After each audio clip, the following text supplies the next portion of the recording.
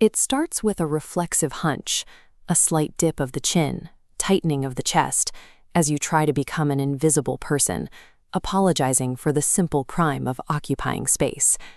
This habit centers on a single word, désolé, 6 letters that function as a subtle, constant tax on the respect others have for you. Using this word for every minor friction broadcasts a biological signal of submission to everyone in earshot. It is a verbal white flag raised before any conflict has even begun. Social hierarchies are sensitive to these signals. When you lead with an apology, you identify yourself as a low-resistance target for the social predators who navigate these same spaces. Consider a common Tuesday. You walk into a meeting 5 minutes late and immediately start explaining that the traffic was backed up for miles. That unprompted justification creates an invisible courtroom. You have just walked into the room as the accused, presenting a defense to a jury that hadn't even reached a verdict.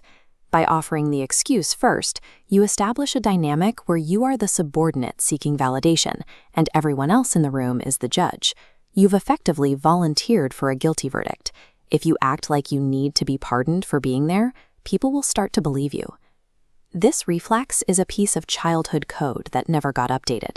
It was designed for a time when your survival depended entirely on the approval of the adults around you. Back then, the logic was simple: admit the error, offer the apology, and receive forgiveness. Using this logic professionally recreates that power gap. It forces the listener into the role of a parent deciding to grant you permission to exist.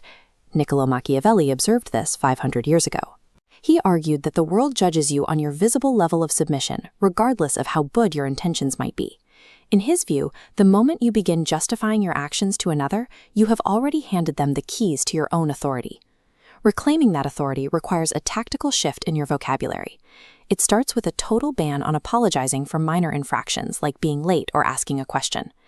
The next time you keep people waiting, skip the apology. Look them in the eye and say, "Thank you for your patience." This phrasing shifts the focus from your mistake to their virtue. It establishes a dynamic where you lead the interaction, acknowledging their time while maintaining your own status. When you reframe a personal delay as an observation of their character, they are compelled to live up to that positive trait. You haven't asked for a pardon, you've set the tone for the room. The habit of over-apologizing projects an image of an individual who is perpetually unsure of their own footing. It signals that you are someone who expects to be in the wrong. In any group, the most compliant person becomes the path of least resistance. This mirrors the vulnerability that predators are trained to watch for. Over time, colleagues begin assigning you blame for systemic failures, simply because you've demonstrated a consistent willingness to absorb it. Total compliance rarely results in social safety. Instead, it signals that you will not push back, making you the logical choice for exploitation when things go wrong. Start occupying your space. Replace "sorry to bother you" with absolute silence. Replace "sorry to disagree" with a direct statement. Limit your apologies to the moments that truly matter, when you have broken a meaningful promise or caused genuine harm to someone. Outside of those rare moments, you possess a biological right to be present and to speak without asking for a permission slip. Breaking this apology reflex is the first step in dismantling the weaker, programmed version of yourself that the world expects you to be. Status is not given, it is claimed.